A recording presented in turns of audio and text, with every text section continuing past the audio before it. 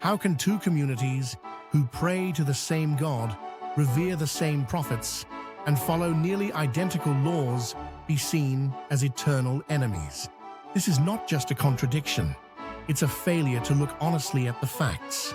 The Jewish and Muslim peoples are often placed on opposite sides of a conflict, yet their faiths share the same spiritual DNA. What divides them today is not what defines them at the core. The Jewish and Muslim peoples, despite the political conflicts that exist today, are rooted in beliefs and traditions that align far more than they differ. The tension between them is frequently attributed to religion, yet when you study their scriptures and teachings, it becomes clear that the sources of conflict are almost entirely political and historical, not theological. At the center of both traditions is Abraham. In Judaism, Abraham is the father of Isaac. In Islam, he is the father of Ishmael. Yet in both, he is the man who submitted himself fully to God, who left his homeland at God's command, and who was tested in faith again and again. Both Jews and Muslims see Abraham not just as a founder, but as a model for human obedience and devotion to the one true God. The Qur'an calls him a monotheist, who was neither Jew nor Christian, but one who submitted to God. The Torah calls him the friend of God and the origin of the covenant. This shared ancestry is not symbolic. It is doctrinal. It is foundational. Both religions believe in one God, not similar gods, not parallel gods, the same God. The Jewish Shema says, "Hear, O Israel, the Lord our God, the Lord is one." The Qur'an says, "Say, He is Allah, the one and only." There is no trinity in either religion, no multiple aspects, no saints or demigods, just one eternal, all-powerful creator. Both traditions are monotheistic to the core, and both teach that God is merciful, just, and always watching.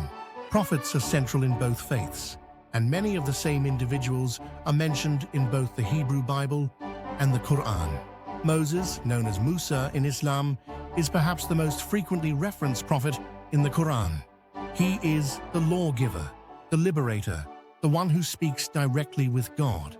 In Judaism, he is the greatest prophet. He led the Israelites out of Egypt and received the Torah. These are not different characters with different roles. These are the same stories told with different languages and nuances. Joseph, Noah, David, Solomon, Job all appear in both traditions. The moral lessons they bring are the same. Trust in God. Do not oppress others. Speak the truth. Be patient. Pursue justice. Both religions are not just belief systems, but ways of life. They include comprehensive codes of law, Halakha in Judaism and Sharia in Islam. These systems guide every part of daily living. What to eat, how to pray, how to resolve disputes, how to treat your neighbor, how to give charity. Kosher and halal laws are strikingly similar. Ritual washing before prayer. Modest dress, the prohibition of interest-based lending, the emphasis on honesty in business, the concept of community responsibility. These are not coincidental. They stem from similar understandings of God's expectations for humanity. The scriptures also both emphasize compassion and justice. In the Torah, it says, "Do not oppress the stranger, for you were strangers in the land of Egypt." In the Qur'an, it says, "There is no compulsion in religion, and speak kindly to people." Both books emphasize kindness, especially to those who are vulnerable: widows, orphans, travelers, the poor. Both stress the importance of forgiveness, of patience, of humility. Both traditions include communal rituals that reflect shared values. Fasting is required in both religions. Jews fast on Yom Kippur to seek forgiveness.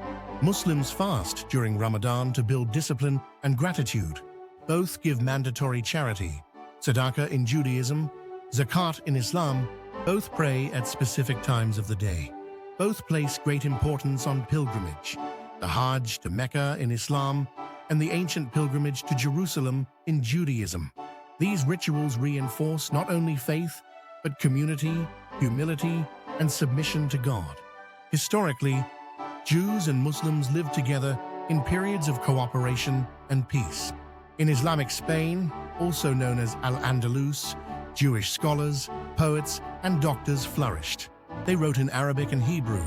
They translated ancient texts together. They engaged in dialogue. Under the Ottoman Empire, Jews who fled persecution in Europe were welcomed.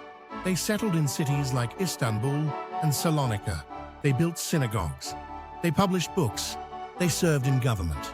These were not minor footnotes in history. These were centuries of coexistence and mutual respect. The conflict we see today, especially in the land called Israel by some and Palestine by others, is often presented as a religious war, but it is not. It is a political conflict about land, governance, displacement, and national identity. Religion is often used as a tool to mobilize people, to justify claims, or to inflame tensions. But if you strip away the politics and read the sacred texts honestly, there is no command for perpetual hostility. There is no divine decree for Jews and Muslims to hate each other. What you find instead are teachings of peace, compassion, and shared humanity. Religious leaders and scholars from both sides have long pointed this out. They have sat together in dialogue. They have issued joint statements. They have acknowledged the common ground. But their voices are often drowned out by political leaders and media narratives that benefit from division. The path to peace is not blocked by theology. It is blocked by fear, pride, historical trauma, and political agendas. If Jews and Muslims both consider themselves descendants of Abraham, then the conflict between them is a family argument. And like all family arguments, it does not have to last forever. Forgiveness is possible. Understanding is possible. Reconciliation is possible.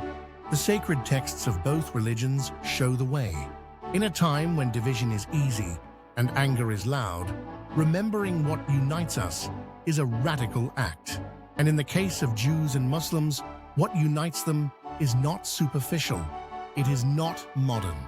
It is not recent. It is ancient, spiritual, and deeply meaningful. Peace is not just a dream. It is already written in the Torah, in the Qur'an, in the lives of prophets that both communities honor, in the ethics they share, in the prayers they say, in the values they live by. To say that Jews and Muslims are destined to be enemies is not only false, it is a betrayal of their faiths. It is a denial of Scripture, and it is a rejection of their shared humanity. The truth is simple. They were never meant to be at war. They were meant to be neighbors, siblings, partners in faith. That truth is still there. It has always been there. And now, more than ever, it needs to be heard.